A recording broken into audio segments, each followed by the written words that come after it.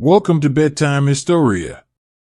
Tonight, we'll travel together through time, not with maps or battles or thunderous speeches, but with soft footsteps, quiet thoughts, and stories that ask nothing more from you than to listen and breathe.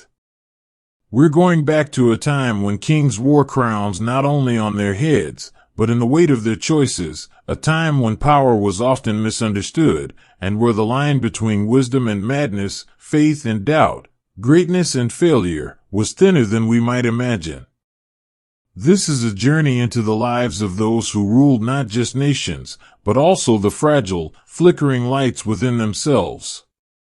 So if you've been waiting for sleep to arrive, if your mind is still catching up with the rhythm of the evening, let this be the place where it begins to slow down. Let these words be the wind gently closing the windows of your thoughts, one by one. If you feel comfortable doing so, please take a moment to like this video, subscribe to Bedtime Historia, and perhaps leave a comment, just a simple note to say where you are right now, and what time it is where you are. You may be surprised how many others are listening too, scattered across the world, all under different skies but sharing the same quiet hour. Now, find a comfortable position. Lower the light. Close your eyes, if you wish. Let go of the small things that held your attention today, they can wait until tomorrow. All that matters now is the sound of my voice, and the story we are about to share.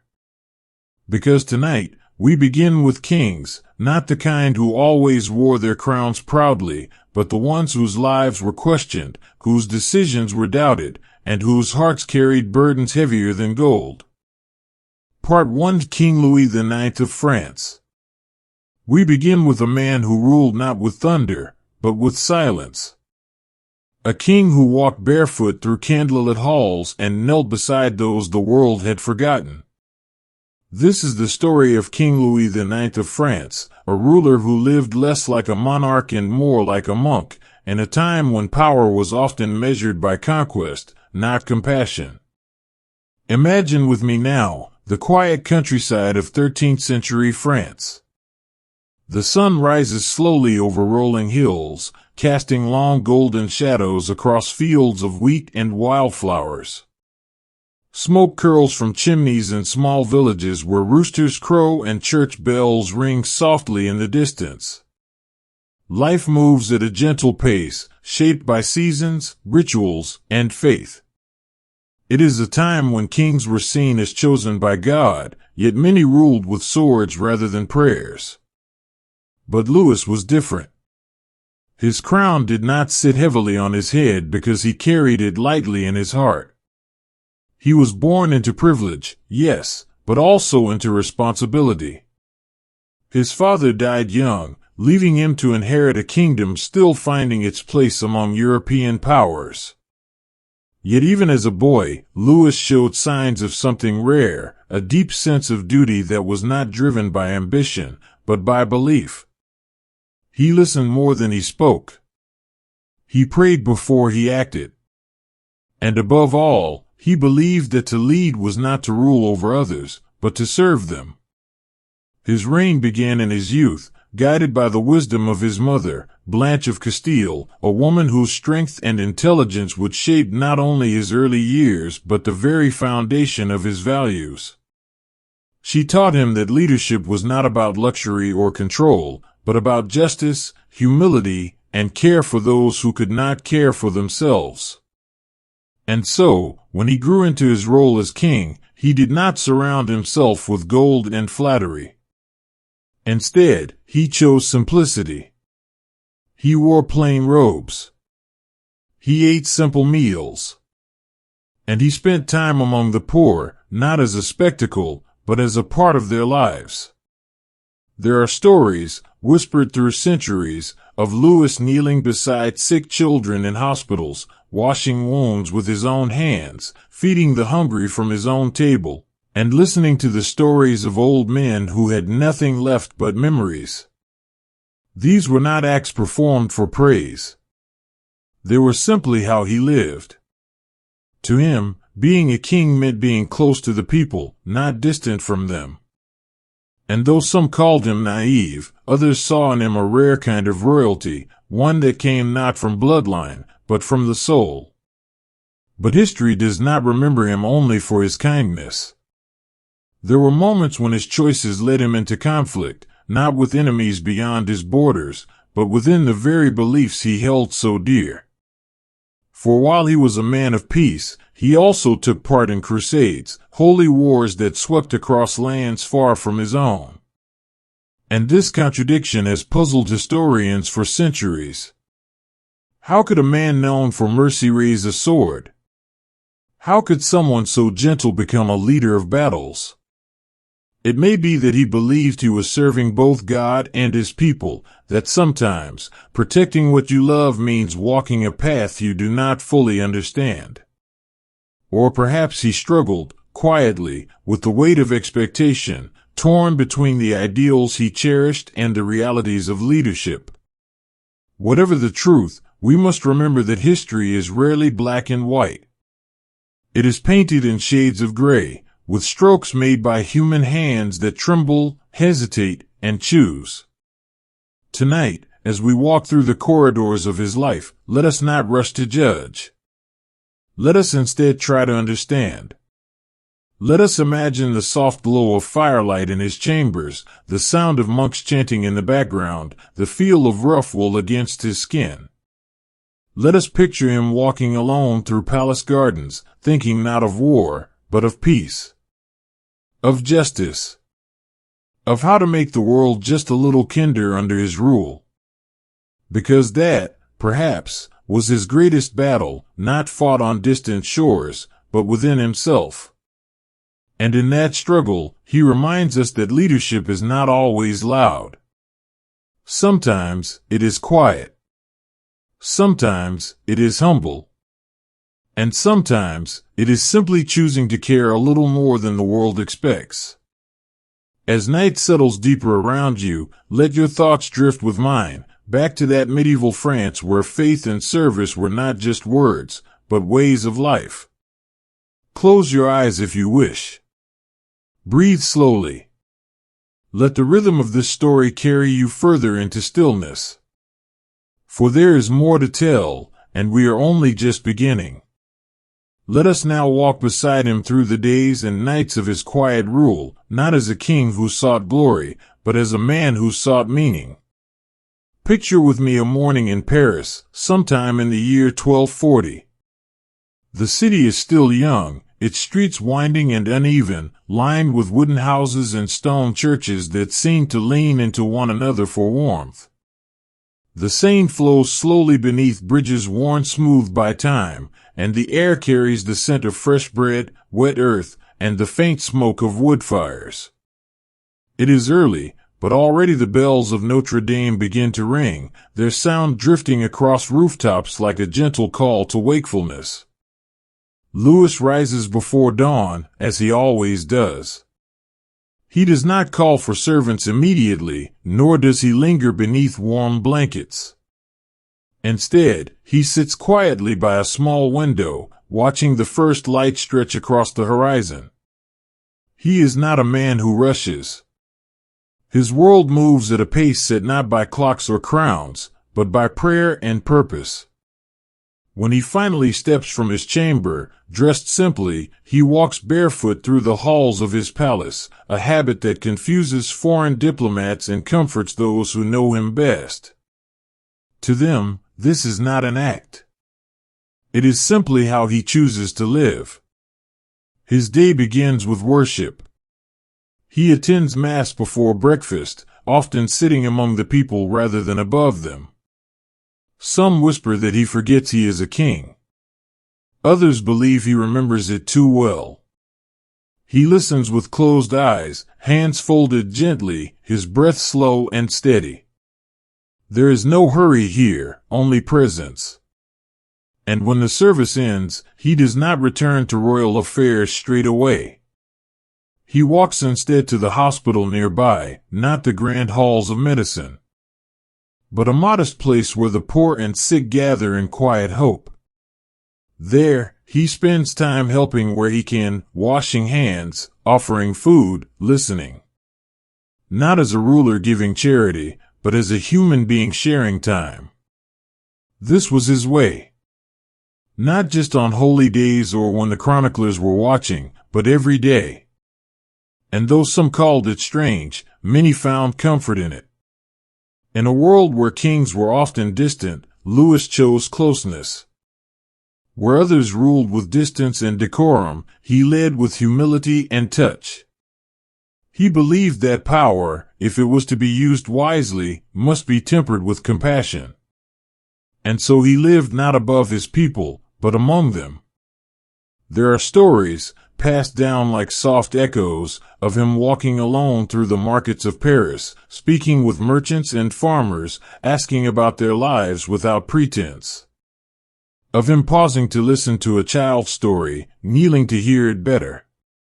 Of him refusing to eat until everyone at his table had been served, even the servants. These were not gestures meant for history books. They were simply the rhythm of his life.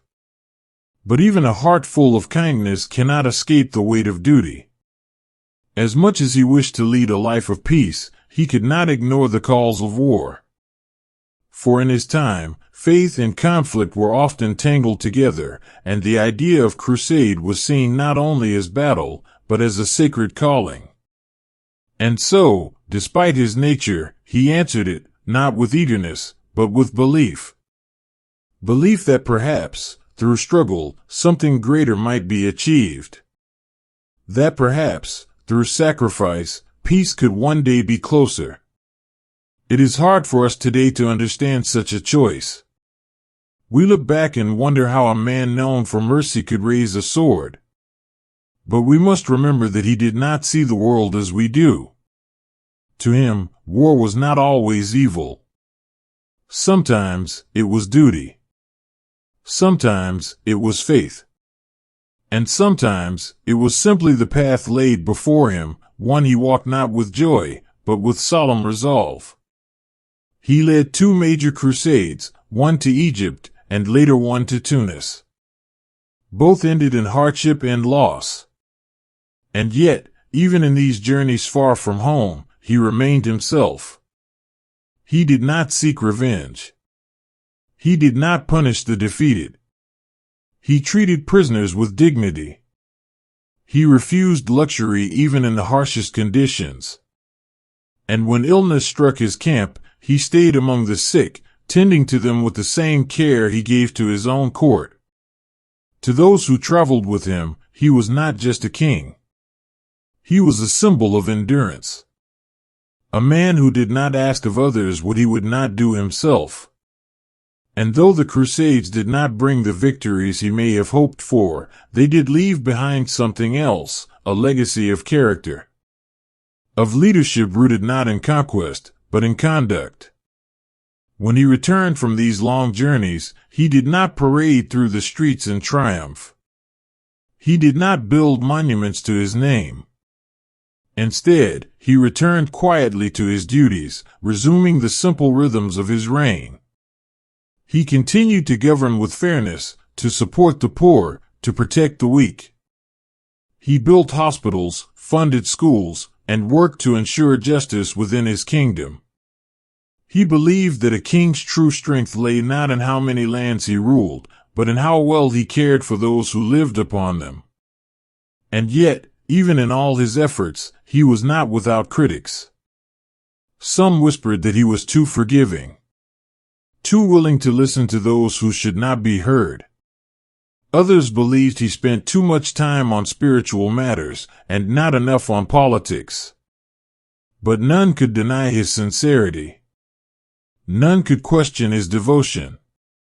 And in the end, that is perhaps what history remembers most clearly, not the battles he fought, but the life he lived. Because in the end, Lewis was not remembered only as a king. He was remembered as a man of deep faith, of quiet strength, of unwavering care. And centuries after his death, he was given a title not often bestowed upon rulers, St. Louis. Not because he was perfect. Not because he never made mistakes, but because he tried, because he listened, because he loved. And tonight, as you lie beneath your blanket, perhaps in a room lit only by the soft glow of a lamp, let this story settle around you like a warm shawl. Let the image of a man walking barefoot through candlelit halls stay with you. Let the memory of a king who chose kindness over cruelty remain in your thoughts. For history is not only made by those who conquer.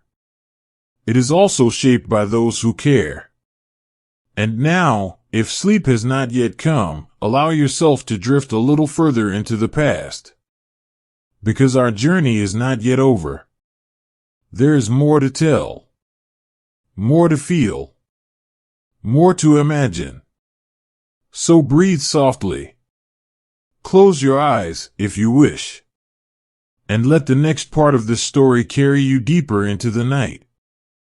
Part 2, Emperor Frederick II.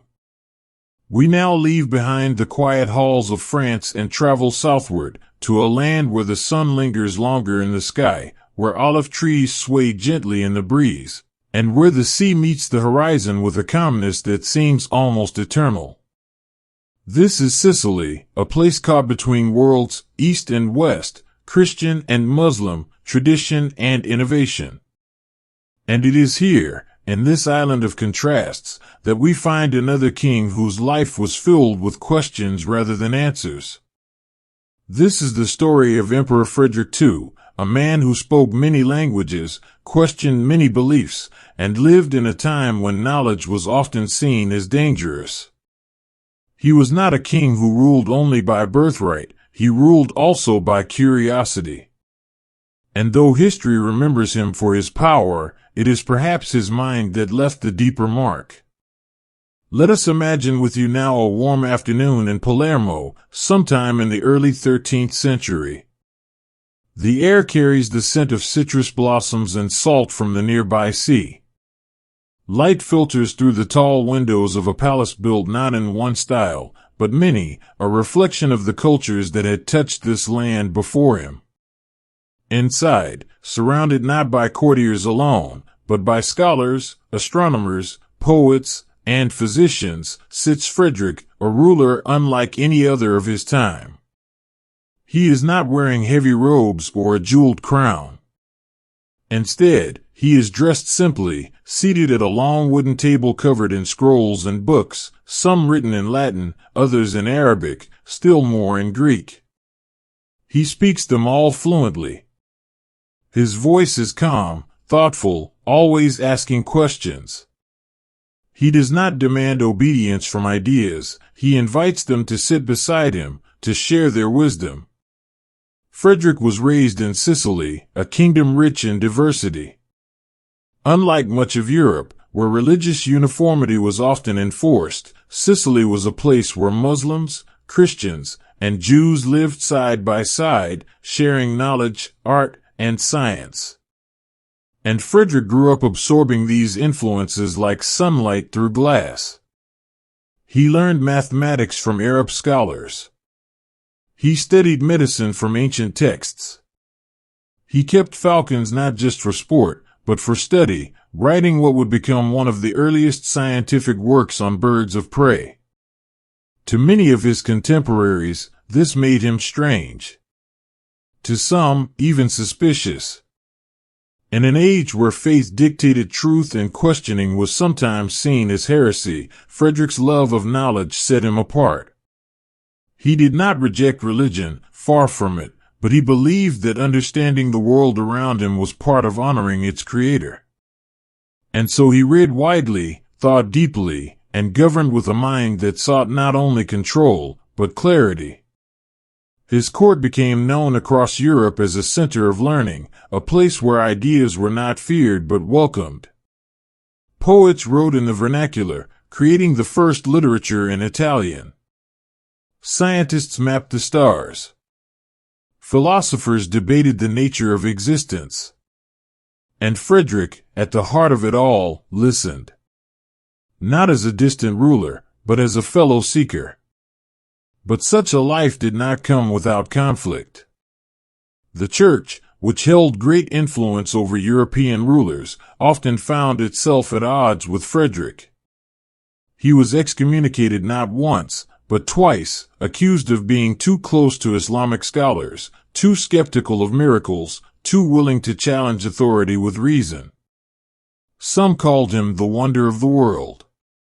Others whispered darker names, the beast of the apocalypse, they said. A man who thinks too much. Yet none could deny his intelligence. None could ignore his vision. And though he faced enemies both within and beyond his borders, he remained steadfast in his belief that knowledge was not a threat, it was a gift. Let us now step closer into his world. Imagine walking with him through the gardens of his palace, where fountains whisper secrets to the wind and cypress trees stand like silent sentinels. Picture him releasing a falcon into the sky, watching its flight with the eyes of both a hunter and a student. Hear him speaking softly in Arabic to a physician who has traveled from faraway lands, exchanging thoughts on healing and the human body. Frederick understood something that many of his time did not, that wisdom comes from many places. That truth is not owned by one people, one language, or one faith. That to learn is to grow, and to grow is to serve better those who depend on you. And yet, for all his intellect, he was also a man of action.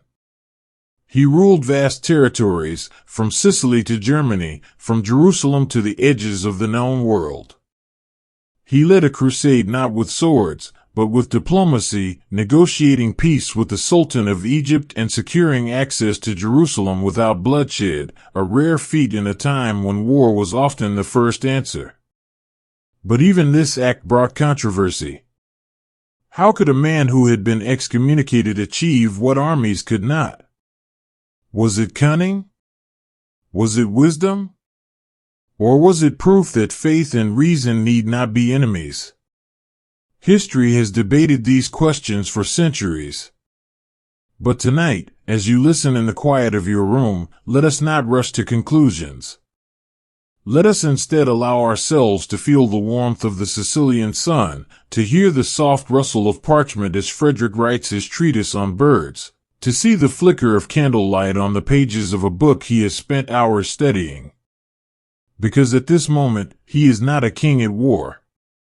He is not a man under suspicion, he is simply someone who loves to learn, someone who believes that understanding the world makes him a better servant of it. And perhaps, there is something comforting in that thought. That leadership can come not only from strength, but from curiosity. That wisdom can be gentle, and still powerful. That a ruler can be different, and still worthy of remembrance. As you lie beneath your blanket, feeling the weight of sleep beginning to settle around you, let this image remain with you, of a man who walked among scholars, who spoke many tongues, who saw no contradiction between faith and reason, and who believed that the pursuit of knowledge was a form of devotion. Let us now step deeper into his world, not as historians or scholars, but simply as travelers in time, walking beside a man who lived between worlds and carried the wisdom of many within him. Tonight, we do not seek to judge him, nor to debate the politics of his reign. We only wish to sit quietly with his story, to feel its rhythm, and to let it settle gently around us like the hush of evening. Frederick was known for many things, his intelligence, his diplomacy, his love of science, but perhaps one of his most striking traits was his ability to see beyond borders. Not just the borders of land and kingdom, but the invisible lines drawn between people, beliefs, and ways of thinking. In an age when differences were often met with suspicion, he embraced them. He welcomed Muslim scholars to his court. He studied Jewish philosophy. He listened to Christian theologians, not to argue, but to understand. And this openness made him both admired and feared. To some, he was a bridge between cultures. To others, he was a threat to the order of things. But to those who knew him, he was simply curious, endlessly, beautifully curious.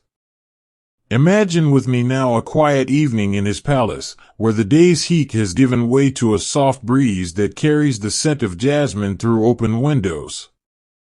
The sky is painted in hues of violet and gold, and inside, Frederick sits beneath a vaulted ceiling covered in delicate Islamic calligraphy. Around him are scrolls, maps, instruments for measuring stars, and books filled with knowledge from lands far away. He speaks with a physician from the East, asking questions about the human body, about how illness spreads, about what keeps a person well. He listens carefully, making notes, sometimes pausing to think before responding. There is no rush here, only the slow unfolding of ideas, like petals opening to the morning sun. This was his way. He did not rule by decree alone. He ruled also by learning, by questioning, by believing that the world could be understood, and that understanding was the first step toward wisdom.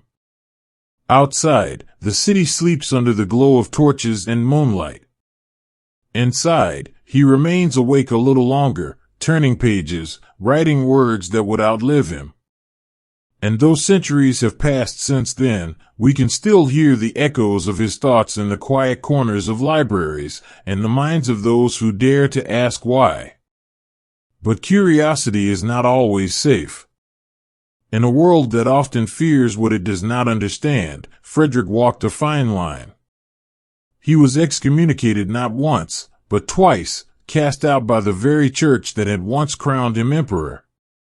His enemies called him dangerous, a man too willing to question, too eager to explore ideas that unsettled the powerful. Yet he did not stop. Even when the doors of Rome were closed to him, even when his name was spoken in whispers, he continued to read, to write, to learn. Because for him, knowledge was not rebellion, it was reverence. To study the stars was to honor their maker. To heal the sick was to serve humanity. To speak many languages was to build bridges, not walls. And so, while others built fortresses, he built libraries. While others waged war with swords, he waged peace with ideas.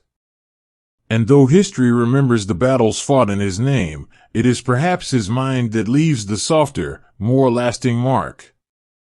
Tonight, as you listen in the comfort of your room, perhaps wrapped in warm blankets, let yourself imagine a moment with him, not in the grand halls of power, but in the quiet corners of thought. Picture him releasing a falcon into the sky, watching its flight with the eyes of both a ruler and a student. Hear him speaking softly in Arabic to a poet who has traveled from distant lands, exchanging verses that carry the weight of centuries. Because in these moments, he is not an emperor. He is simply a man who loves to learn. A soul who finds joy in discovery. A heart that beats not only for power, but for meaning. And there is something deeply calming in that image of a leader who did not seek control above all else, but sought instead to understand. Of a man who believed that wisdom was not owned by any one person, but shared among many. As night deepens around you, allow this story to wrap itself around your thoughts like a warm shawl. Let the sound of his voice linger in your mind. Let the image of a man surrounded by books and birds and stars remain with you. Because in the end, Frederick was not remembered only for his titles or his conquests. He was remembered for his mind. For his courage to think differently. And for his willingness to seek truth wherever it might be found. Part 3, King Charles VI of France. Let us now leave behind the sunlit palaces and open books of Sicily, and travel once again through time, this time to a kingdom caught between war and wonder, between glory and grief. We find ourselves in France once more, but not in the golden peace of Louis IX's reign. This is a different century. A different kind of rule. And a different kind of king. This is the story of King Charles VI, a man whose heart was as fragile as the glass he once believed himself to be made of. A ruler who wore his crown with grace, even as shadows gathered around him. His was a life touched by brilliance and burdened by mystery, a life that reminds us that even kings are only human, and that power does not always protect one from pain. Imagine with me now a cold winter evening in Paris, sometime near the end of the 14th century. The wind moves quietly through narrow streets, brushing against wooden beams and stone walls. Snow falls gently beyond shuttered windows, where candles flicker like distant stars. Inside a grand hall lit by firelight, courtiers speak in hushed tones. Outside, the bells of Notre Dame ring softly, their sound swallowed by the heavy air of a kingdom at unrest. Charles sits alone for a moment, not on a throne, but on a simple chair beside a window. He is young, perhaps too young for the weight he carries. His eyes are thoughtful, sometimes dreamy, sometimes distant. He has been called handsome, clever, even charming. But there is something else beneath the surface, a quiet storm that no one can quite name. From the beginning, his path was uncertain. He inherited the throne as a boy, raised under the watchful eyes of uncles and advisors. France was a wounded land, torn by war with England, shaken by famine, and haunted by the memory of plague. It was a time when people looked to their rulers not just for leadership, but for hope. And so they placed their faith in Charles, a bright young man, full of promise. At first, all seemed well. He married beautifully. He danced at feasts. He led parades through the streets of Paris, smiling as children waved and elders bowed. He was everything a king should be, visible, present, beloved. But then came the moments no one could explain. The sudden silences. The faraway stares. The nights when he would wander the halls of his palace, whispering to unseen voices. It began slowly, a strange mood here, a lost hour there. But soon, it became clear that something was shifting inside him. He forgot names. He stopped recognizing those closest to him. There were days when he did not know if he was awake or dreaming. And then came the most unusual thing of all, he began to believe he was made of glass. He feared being touched. He walked carefully, as though afraid he might shatter. He asked his attendants to sew iron rods into his clothing, so he would not break. To us today, it may seem strange, even amusing. But to those who lived beside him, it was heartbreaking. Because this was not madness in the way we often imagine it. It was sorrow wearing a different face. It was a mind reaching for meaning in a world that had become confusing and cruel. And yet, even in his struggle, he remained gentle. He never grew angry. He never lashed out. He simply withdrew into himself, as if seeking shelter from something none of us could see. His court did not know what to do. Some whispered that he had been cursed. Others believed it was punishment for sins he had not confessed.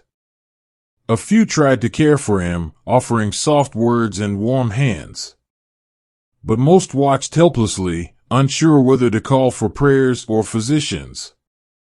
And still, France needed a king. So others stepped forward, his wife, his brothers, his trusted lords, each trying to hold the kingdom together while Charles drifted further into his own world. They ruled in his name, making decisions he could no longer make.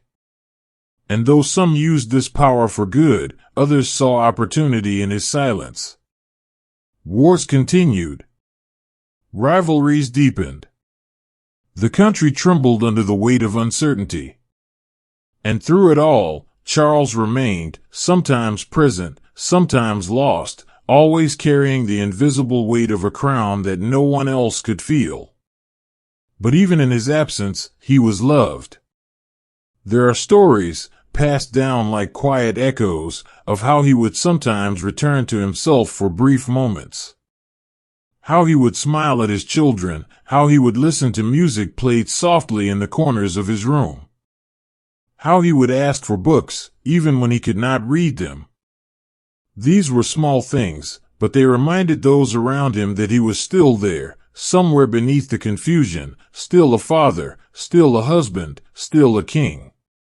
Tonight, as you lie beneath your blanket, perhaps in a room warmed by the glow of a single lamp, let us sit quietly with his story. Let us not rush to judge, nor to pity. Let us instead try to understand, to imagine what it must have felt like to carry such a heavy heart beneath such a heavy crown. Because Charles was not weak. He was not broken. He was simply human. And in a world that often demands strength, perhaps his greatest act of courage was simply enduring. Let us picture him walking through a candlelit corridor, the stone walls cool beneath his fingertips. Let us hear the soft crackle of fire in the hearth, the faint hum of a lullaby sung nearby. Let us see him sitting by a window, watching snow fall silently into the night, not thinking of battles or politics, but of peace. Of home. Of the simple wish to be understood. Because even kings long for that. Even those who wear crowns need to be seen. Need to be heard. Need to be held. As sleep begins to settle around you, let this thought remain, that history is not only shaped by warriors and conquerors. It is also shaped by those who suffer quietly, who lead with gentleness, who remind us that vulnerability is not weakness, but a form of bravery. Because to feel deeply is to live fully. And to carry pain without bitterness, that is perhaps the rarest kind of strength. So if you are still listening, take a slow breath. Let the rhythm of this story guide you further into stillness. Because our journey continues. There is more to tell. More to feel. More to dream. And soon, you may find yourself slipping into sleep, carried gently by the winds of history, and the quiet footsteps of a man who once ruled not just a kingdom, but the fragile space between light and shadow. Let us now step deeper into the quiet corners of his world, not as historians or judges, but simply as those who wish to understand. Tonight, we do not seek to analyze his illness, nor to debate its causes. We only wish to sit beside him for a while, to feel the rhythm of his days, and to remember that even in the shadows, there was still light. Charles lived in a time when kings were expected to be strong, decisive, and above all, visible. They were meant to lead armies, to command respect, to wear their crowns with certainty. But he was different. He did not always know where he was. He did not always recognize those closest to him. And yet, he remained kind. He remained gentle. Even in his confusion, he never lost the softness that made him beloved. There are stories, whispered through centuries, of how he would sometimes wake from long silences and ask simple questions. Where am I? Who is this child? And those around him would answer gently, not with impatience, but with care. They did not shout. They did not scold. They simply reminded him of who he was, and who they were to him. And in those moments, peace returned. If only for a little while. Imagine with me now a quiet afternoon in the royal chambers. The sun filters through stained glass, casting soft colors across stone walls. A fire burns slowly in the hearth, sending out warmth that wraps around the room like a blanket. Charles sits near the window, wrapped in a heavy robe, watching birds fly across the sky. Beside him, a servant reads softly from a book of poetry, not because he asks for it, but because someone once noticed that the sound of words helped calm him. He listens without speaking. His eyes are open, but distant. Perhaps he understands. Perhaps he does not. It does not matter. What matters is that he is not alone. That someone is there, reading to him, as if reminding him that the world still turns gently around him. Outside, life continues. Children play in the courtyard. Horses clip-clop over cobblestone streets. Merchants call out their wares beneath banners that flutter in the wind. But here, within these walls, time moves differently. Slower. Softer. As if the world has learned to breathe in harmony with his fragile mind. And perhaps, in some ways, it had. Because though he could no longer rule as he once did, he was still present. Still loved. Still remembered. Even as others took up the burden of leadership, they did so in his name. Not because they had to, but because they wanted to. Because despite everything, he was still seen as a symbol of something greater, of grace under pressure, of dignity in silence, of a king who ruled not by force, but by the quiet strength of his spirit. And in a way, that may have been his greatest legacy. Because history often remembers those who conquer, who build empires, who change the world through action. But sometimes, it also remembers those who endure, who remain kind when they could have turned bitter, who hold on to love, even when they forget almost everything else. Tonight, as you listen in the comfort of your bed, let yourself imagine a moment with him, not in the grand halls of power, but in the small, sacred spaces of everyday life. Picture him holding a flower given to him by a child, smiling faintly at the sight of snow falling outside his window, listening to the soft melody of a harp played nearby, his fingers tapping lightly against his knee in rhythm. These were not great acts of leadership. They were simple moments of being, of existing, of feeling. And perhaps that is enough. As night deepens around you, allow this story to settle into your thoughts like a lullaby sung in another language, familiar in tone, even if the words are not always clear. Let the image of a man who walked quietly through the corridors of his palace remain with you. Let the memory of a king who was never cruel, never angry, never harsh, remain in your heart. Because in the end, Charles was not remembered for battles won or treaties signed. He was remembered for his kindness, for his gentleness, for the way he made people feel, even when he could no longer speak. So if you are still listening, take another slow breath. Let the rhythm of this story guide you further into stillness. Because our journey continues. There is more to tell. More to feel, more to dream. And soon, you may find yourself slipping into sleep, carried gently by the winds of history, and the quiet footsteps of a man who once ruled not just a kingdom, but the fragile space between waking and dreaming. Part 4, King Eric VII of Denmark.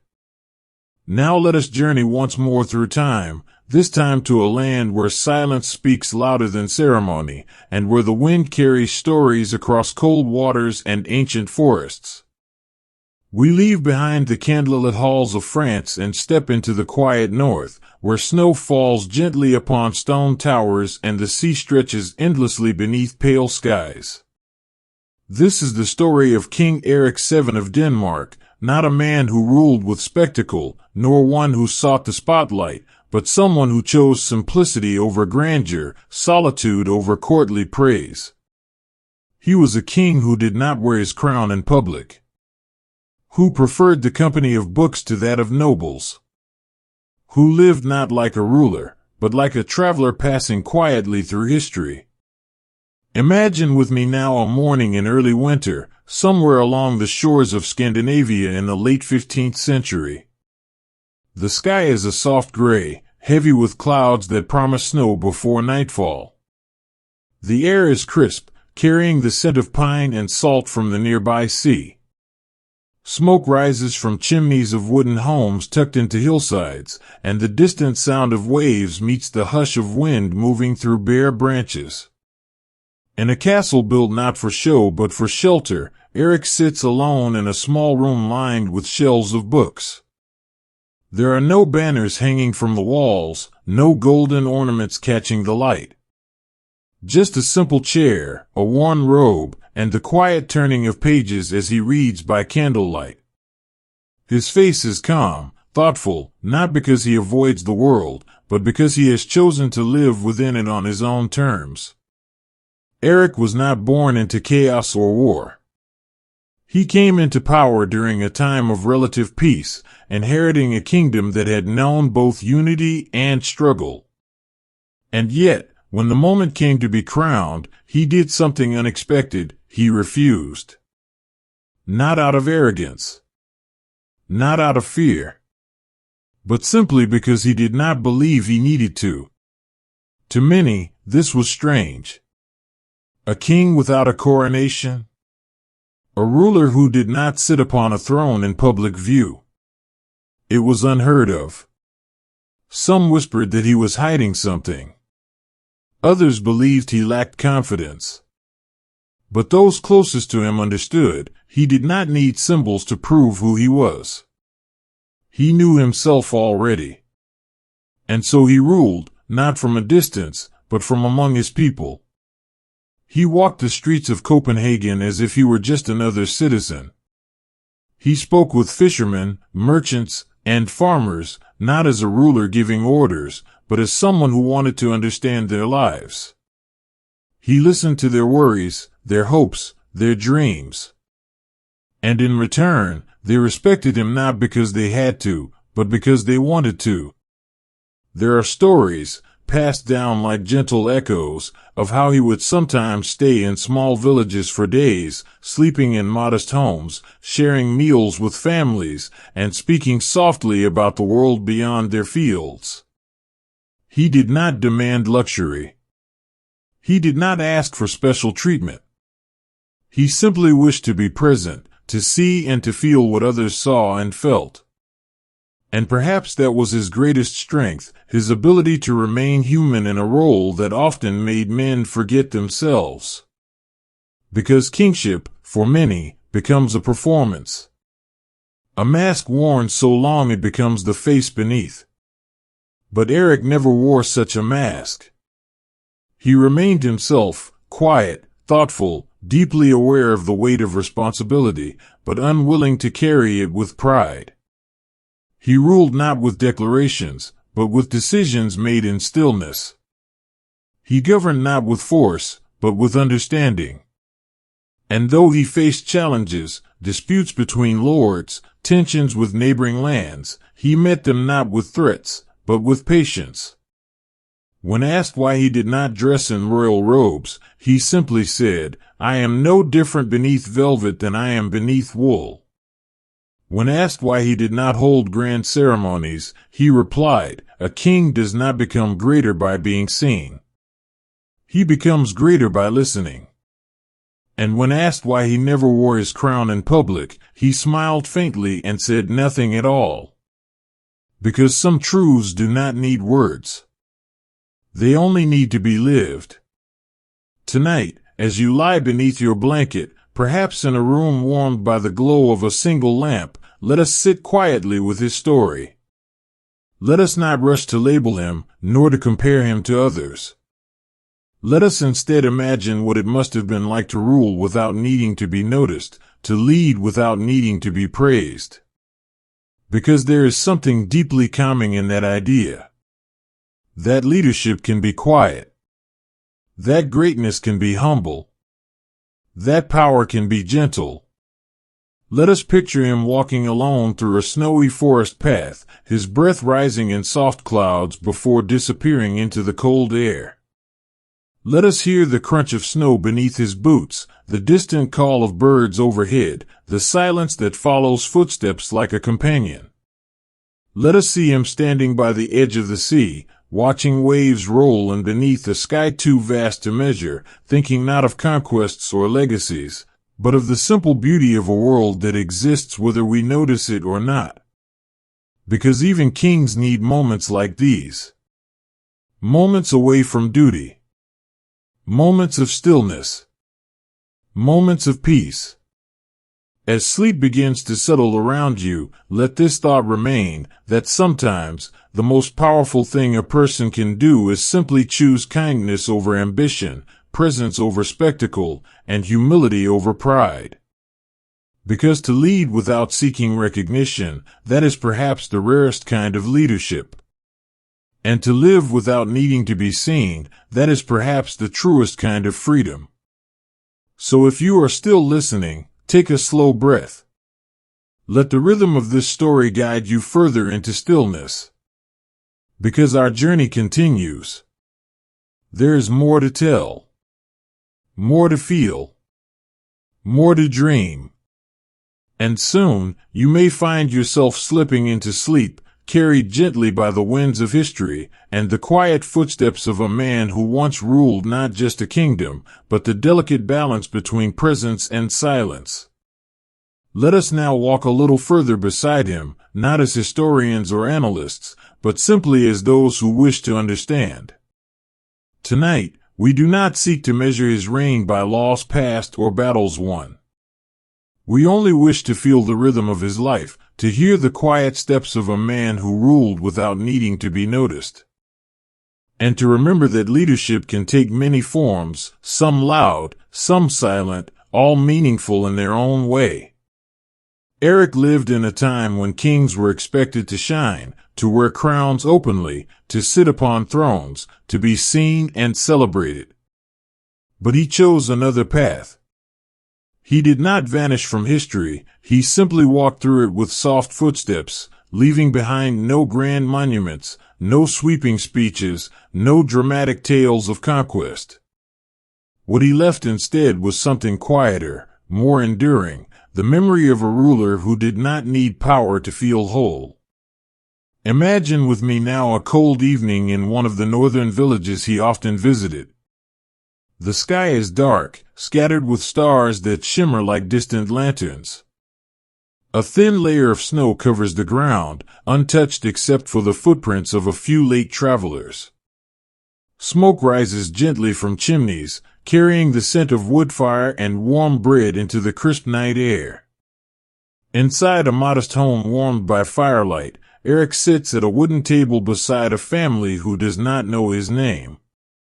He has told them only that he is a traveler, someone passing through on his way to the sea. And so they speak freely, unaware that the man before them holds the fate of a kingdom in his hands. They tell him stories of their children, of how hard the winter has been, of how they hope for better harvests in the spring. They share food without ceremony, simple bread, salted fish, warm broth. And he listens.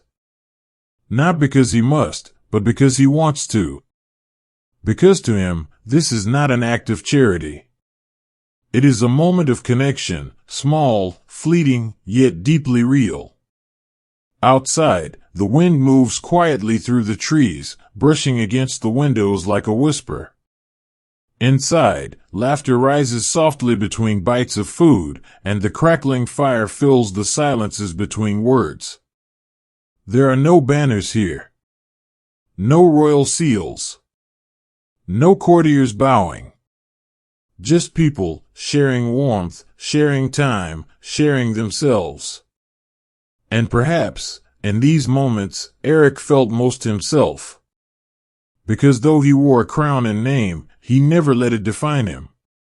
He did not see himself as above others, but as part of the world around him. He believed that to lead was not to separate oneself from the people, but to live among them, to understand their struggles, to feel their joys, to carry their hopes alongside his own. There are stories, passed down like gentle echoes, of how he would sometimes stay for days in such homes, helping with chores, walking through fields, listening to songs sung by firelight. He did not ask for anything in return. He simply wished to be present, to learn, to remember what it meant to live not as a king, but as a human being. And in doing so, he reminded others that greatness does not always come in gold and velvet. Sometimes it comes in silence, in kindness, in the simple act of seeing another person and choosing to listen. Tonight, as you lie beneath your blanket, perhaps in a room softened by shadows and candlelight, let yourself imagine a moment with him, not in the halls of power, but in the quiet corners of everyday life. Picture him sitting by a window, watching the first snowflakes fall. Hear him speaking softly to a child who asks why the sky is gray. See him walking alone along the shore, where waves roll gently onto the sand, and the wind carries thoughts away like whispers lost to the tide. These were not great acts of rule. They were simple moments of being, of presence, of peace. And perhaps that is enough. As night deepens around you, allow this story to settle into your thoughts like a lullaby sung in another language, familiar in tone, even if the words are not always clear. Let the image of a man who walked quietly through the corridors of his castle remain with you. Let the memory of a king who never raised his voice, never demanded loyalty, never sought praise, remain in your heart. Because in the end, Eric was not remembered for battles fought or treaties signed. He was remembered for his humility, for his gentleness, for the way he made people feel, even when he said very little. So if you are still listening, take another slow breath. Let the rhythm of this story guide you further into stillness. Because our journey continues. There is more to tell, more to feel, more to dream. And soon, you may find yourself slipping into sleep, carried gently by the winds of history, and the quiet footsteps of a man who once ruled not just a kingdom, but the delicate space between presence and silence. Part 5: King Henry III of England. Now let us turn our eyes once more to a land where history moves not with thunder, but with quiet steps, to a kingdom shaped by stone towers and soft green hills, where rivers wind slowly through villages wrapped in morning mist. We find ourselves now in England, during a time when kings were expected to be strong, decisive, and above all, certain. But the man we are about to meet was none of these things, at least not in the way others wished him to be. This is the story of King Henry III, a ruler who did not seek war, nor crave glory, but instead longed for peace, harmony, and the quiet comfort of tradition. He was not cruel. He was not wicked. He was simply kind. And in a world that often rewarded strength over gentleness, this made him both beloved and misunderstood. Imagine with me now an autumn evening in the mid-13th century. The sky is painted in deep oranges and soft purples as the sun slips behind the hills. A cool breeze drifts through open windows, carrying the scent of damp earth and burning wood. In the distance, the bells of Westminster Abbey ring softly, their sound stretching across rooftops and winding streets like a gentle call to reflection. Inside a modest yet elegant chamber within the palace, Henry sits alone, surrounded not by warriors or advisors, but by books, scrolls, and small icons of saints. His robes are rich, but not overly so. His posture is upright, yet his shoulders carry the invisible weight of a man who has spent much of his life trying to please everyone, and ending up pleasing no one completely. He was not born into battle, nor raised on stories of conquest. He came to the throne as a boy, inheriting a kingdom still healing from civil unrest. And though he grew into a man of faith and learning, he never quite found his place among those who expected him to rule with iron will. He preferred compromise over conflict, prayer over politics, and kindness over command. There are those who called him weak. There are others who called him foolish. But there were also many who saw something else in him, a heart that beat not for power, but for peace. Because Henry believed deeply in order, in ceremony, in the sacredness of leadership not as a tool for control, but as a duty to serve. He rebuilt Westminster Abbey, not out of vanity, but out of devotion. He supported scholars, not because he sought to impress, but because he loved knowledge. He listened to those around him, even when it cost him authority. And yet, for all his good intentions, he struggled. He ruled in a time when nobles held great power, and when the balance between king and baron was fragile. He tried to govern with fairness, but was often seen as indecisive. He wanted unity, but found division. He wished for stability, but was met with rebellion. Still, he did not respond with cruelty. He did not raise his voice in anger. He simply tried again. And perhaps that, too, was a form of courage. Tonight, as you lie beneath your blanket, perhaps in a room warmed by the glow of a single lamp, let us sit quietly with his story. Let us not rush to judge him, nor to compare him to rulers who conquered lands or changed the course of history with bold strokes. Let us instead imagine what it must have been like to lead with a gentle heart in a world that often demanded sharp edges. Because Henry was not a king who ruled with fire. He was one who ruled with warmth, even when the winds around him blew cold. Let us picture him walking through the halls of his palace late at night, after the day's matters have passed and silence returns like an old friend. The torches flicker gently along the stone walls, casting long shadows that stretch across the floor like memories reaching out. He pauses beside a window, looking out at the moonlit gardens below, where trees sway softly in the night air. He does not speak. He only watches, thinking not of battles or betrayals, but of peace, of how to bring it closer, of how to make his people feel safe, cared for, understood. And perhaps, in that moment, he finds a little peace himself. Because leadership is not always loud. Sometimes it is quiet. Sometimes it is patient. And sometimes it is simply choosing to care a little more than the world expects. As sleep begins to settle around you, let this thought remain, that strength comes in many forms. That to lead with kindness is not weakness, but wisdom. That to try again, even when misunderstood, is perhaps the most human thing of all. Let us now walk a little further beside him, not as judges or historians, but simply as those who wish to understand. Tonight, we do not seek to measure his reign by laws passed or battles fought.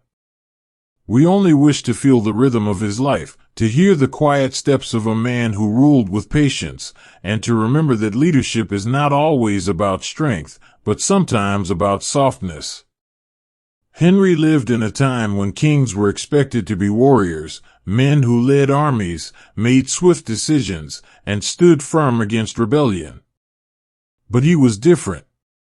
He did not wear his crown like a weapon. He wore it like a promise, one that he tried, however imperfectly, to keep. There are stories, whispered through centuries, of how he would sit for hours listening to complaints from nobles, merchants, and even commoners. How he would ask questions not to challenge, but to understand. How he would write letters not only to other rulers, but to monks, scholars, and even children, offering kind words and small gifts. These were not acts of weakness. They were acts of presence, of care, of leadership rooted not in dominance, but in connection. He loved ceremony, yes, but not for show. He believed in rituals not because they impressed others, but because they gave shape to meaning. He found comfort in tradition, in the steady rhythm of prayer, in the familiar faces of those who served him not out of fear, but out of loyalty. And though some called him too gentle, too eager to please, there were many who saw in him something rare, a ruler who truly wished to serve. Imagine with me now a quiet afternoon in the gardens of Windsor Castle. The sky is pale blue, scattered with soft clouds that drift slowly across the heavens. A breeze moves gently through hedges and rose bushes, carrying the scent of lavender and damp earth. Birds call softly from nearby trees, their songs blending with the distant sound of water flowing through a stone fountain. Henry walks alone beneath an arched trellis covered in ivy. His pace is slow, unhurried. He pauses often, looking at the flowers, watching bees move from petal to petal, listening to the wind as it brushes past his robes. He does not speak, but there is a quiet peace in his expression, the kind that comes not from power, but from stillness. This was his way. To find beauty in small things. To take comfort in the ordinary. To lead not with force, but with thoughtfulness. And perhaps, in a world that often feels rushed and uncertain, there is something deeply calming in that image of a king walking slowly through a garden, not thinking of politics or war, but of peace. Of home. Of the simple wish to make the world just a little kinder under his rule. Because even kings long for such things. Even those who wear crowns need moments of rest. Need places where the weight of duty can be set down, if only for a while. Tonight, as you listen in the comfort of your bed, let yourself imagine a moment with him, not in the grand halls of power, but in the quiet corners of everyday life. Picture him lighting a candle before sleep, its flame flickering gently in the darkness. Hear him humming a soft tune as he turns the pages of a book written in Latin. See him kneeling beside a chapel altar, whispering prayers not for himself, but for those who had no voice to pray for themselves. These were not great acts of leadership. They were simple moments of being, of kindness, of faith. And perhaps that is enough. As night deepens around you, allow this story to settle into your thoughts like a lullaby sung in another language, familiar in tone, even if the words are not always clear. Let the image of a man who walked quietly through the corridors of his castle remain with you. Let the memory of a king who never raised his voice, never demanded loyalty, never sought praise, remain in your heart. Because in the end, Henry was not remembered for battles won or treaties signed. He was remembered for his gentleness, for his devotion, for the way he made people feel, even when he could not change the course of history. Part 6, King Richard II of England. We now arrive at the final chapter of our journey, not with thunder or triumph, but with quiet footsteps and aching beauty. We return once more to England, but this time beneath a sky heavy with fate, where autumn leaves fall gently upon palace courtyards and candlelight flickers behind stained glass windows like whispers from another world. This is the story of King Richard II, a man who ruled not with force, but with feeling. A ruler whose soul was filled with poetry, whose heart beat in rhythm with dreams, and whose life unfolded like a melody too delicate for the harshness of his time. He was not cruel. He was not weak. He was simply different. And in a world that often demands conformity, difference can be both a gift and a burden. Imagine with me now a late evening in the year 1399. The wind moves softly through the trees outside Westminster Palace, carrying with it the scent of earth after rain. The sky is darkening, painted in deep blues and purples, as stars begin to appear like distant lanterns. Inside, the halls are dimly lit by torches and candles, their light casting long shadows along cold stone walls. Richard sits alone in a small chamber, surrounded not by advisors or soldiers, but by books, tapestries, and soft music played quietly in the background. His robes are rich, embroidered with golden thread, yet he wears them not for display, but for comfort, as if wrapping himself in beauty could shield him from the weight of the world beyond these walls. He was born into royalty, yes, but also into expectation. He became king as a boy, thrust into a role far greater than his years. And though he grew into a man of intelligence and refinement, he never quite found his place among those who saw leadership as something earned through strength, not sensitivity. He loved art. He loved music. He loved language. And most of all, he loved beauty, not for vanity, but for meaning. To some, this made him strange. To others, it made him unfit to rule. But to those who truly knew him, it revealed something rare, a king who did not see power as control, but as creation. Who believed that a kingdom was not only built on laws and armies, but also on stories, on songs, on the quiet dignity of a well-written poem. There are stories, passed down like gentle echoes, of how he would commission paintings not to glorify war, but to capture the stillness of nature. Of how he would spend hours listening to musicians play soft melodies in the corners of his chambers. Of how he would write letters filled not with commands, but with reflections on life, on loss, on longing. He was a dreamer. Not in the way of escape, but in the way of seeing what could be, even when the world around him refused to believe it. Tonight, as you lie beneath your blanket, perhaps in a room warmed by the glow of a single lamp, let us sit quietly with his story. Let us not rush to judge him, nor to compare him to rulers who carved their names into history with swords. Let us instead imagine what it must have been like to lead with imagination, to carry a crown not as armor, but as ornament, and to believe deeply in beauty even when the world demanded brutality. Because Richard was not remembered for conquests or victories. He was remembered for his grace, for his vision, for the way he made people feel, even when they did not understand him. Let us picture him walking through the gardens of Eltham Palace during twilight, the last light of day stretching across the grass like golden threads. The air is cool, the silence deep.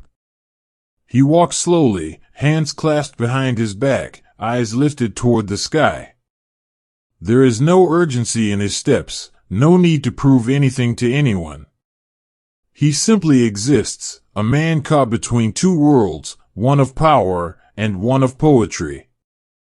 And perhaps, in that moment, he finds peace.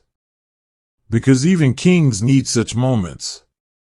Even those who wear crowns must sometimes forget they are wearing them.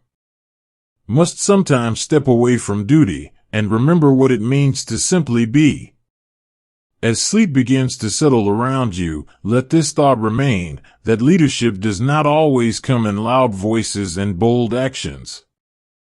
Sometimes, it comes in quiet reflection. In the courage to be different. In the willingness to see the world not just as it is, but as it could be. So if you are still listening, take a slow breath. Let the rhythm of this story guide you further into stillness. Because our journey continues. Let us now walk a little further beside him, not as historians or analysts, but simply as those who wish to understand. Tonight, we do not seek to measure his reign by laws passed or battles won. We only wish to feel the rhythm of his life, to hear the quiet steps of a man who ruled with grace, and to remember that leadership can take many forms, some loud, some silent, all meaningful in their own way. Richard lived in a time when kings were expected to be warriors, men who led armies, made swift decisions, and stood firm against rebellion. But he was different. He did not wear his crown like a weapon. He wore it like a poet wears words, carefully, thoughtfully, with attention to meaning rather than might. There are stories, whispered through centuries, of how he would sit for hours in quiet rooms filled with candlelight, surrounded by books of poetry and philosophy. How he would speak softly, never raising his voice even in disagreement. How he would look at the world not only as it was, but as it could be, gentler, more beautiful, more just. He believed deeply in ceremony, yes, not for show, but for soul. He saw beauty not as luxury, but as necessity. To him, art was not indulgence, it was survival. Music was not distraction, it was healing. And poetry was not escape, it was truth wrapped in softness. And though some called him weak, others saw something else in him, a ruler who truly wished to lead with dignity, even when the world around him grew harsher.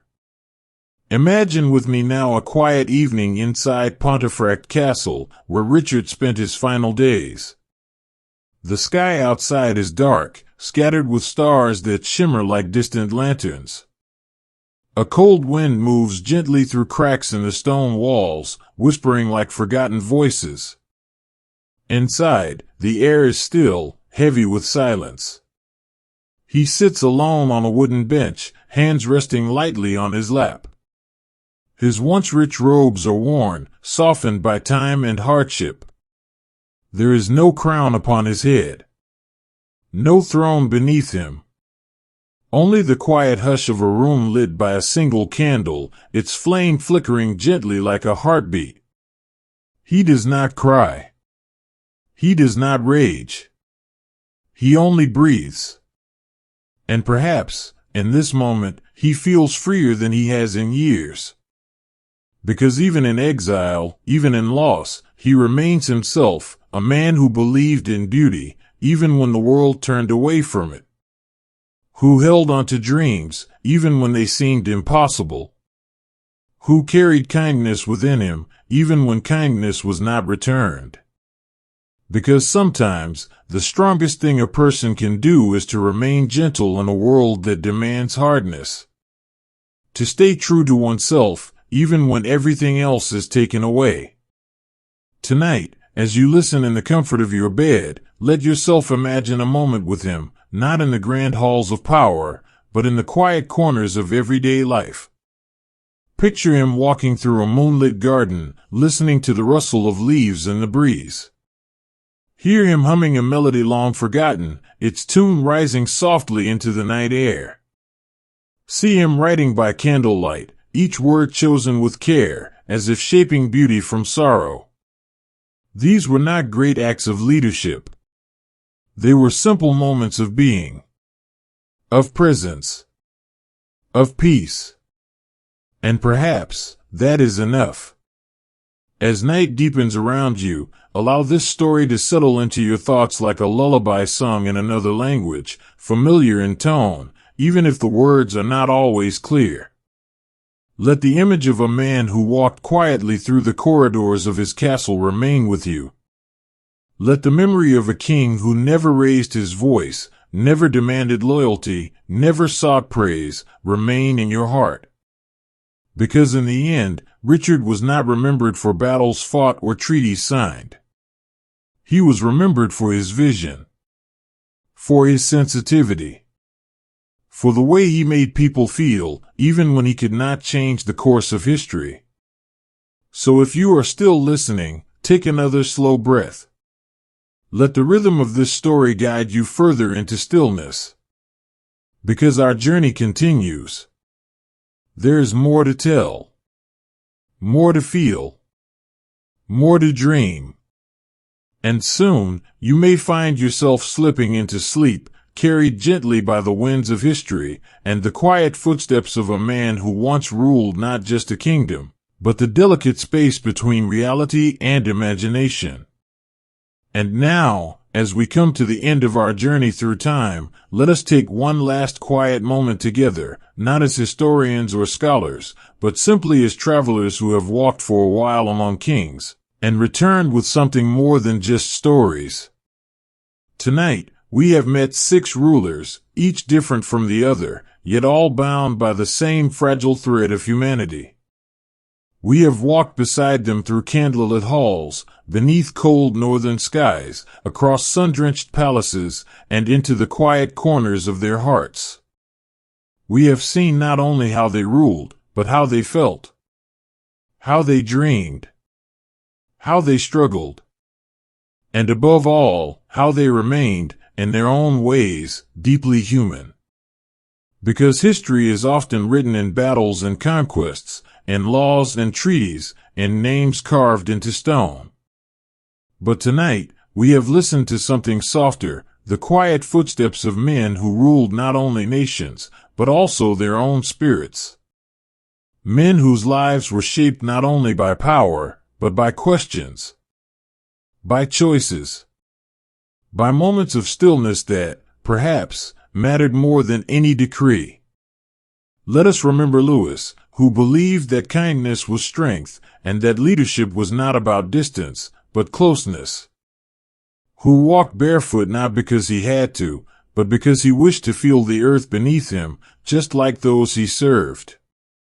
Let us remember Frederick, a man who saw no contradiction between faith and reason, who believed that wisdom came from many places, and that to learn was to serve.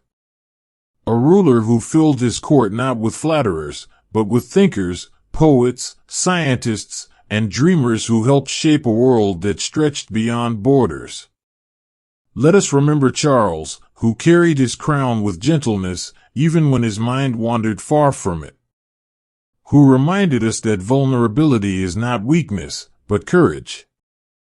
That to endure without bitterness is perhaps the rarest kind of strength. Let us remember Eric, who chose silence over spectacle, presence over pride. Who ruled not by demanding to be seen, but by choosing to see others. Who reminded us that sometimes, the most powerful thing a leader can do is simply choose kindness over ambition. Let us remember Henry, who led with patience, who believed in peace even when the world around him grew restless. Who tried again and again, not out of stubbornness, but out of love. Who showed us that leadership does not always come in loud voices and bold actions. Sometimes, it comes in quiet reflection and gentle persistence. And finally, let us remember Richard, who believed in beauty even when the world demanded brutality. Who carried dreams in his heart, even when they seemed impossible. Who taught us that sensitivity is not weakness, but a form of grace. These are not the stories of perfect men. They are the stories of real ones. Of those who made mistakes. Who questioned themselves. Who loved, who suffered, who tried. And in doing so, they remind us of something deeply comforting, that even kings were once boys who looked up at the stars and wondered what their lives might mean. That even those who wore crowns could feel doubt, could seek peace, could long for understanding. Tonight, as you lie beneath your blanket, perhaps in a room softened by shadows and candlelight, let these stories settle gently around you like a warm shawl. Let them wrap themselves around your thoughts, not as lessons, but as lullabies, soft, familiar, and full of meaning. Because history is not only for scholars. It is for dreamers. For seekers. For those who wish to understand not only the past, but themselves. And if sleep has already found you, then may it carry you gently into rest, wrapped in the echoes of these quiet lives. May your dreams be peaceful, your breath steady, your heart light. If you are still listening, take one more slow breath, let the rhythm of this story guide you further into stillness. Because though our journey ends here, its echo will remain, in the hush of night, in the turning of pages, in the quiet spaces where history meets imagination. Thank you for walking with me tonight. Thank you for stepping into a world where kings were not only rulers, but also dreamers, thinkers, and souls searching for meaning, just like you and me. And wherever you are, And whatever time it is where you are now, may you find peace. May you find comfort. May you find rest. Good night, gentle soul.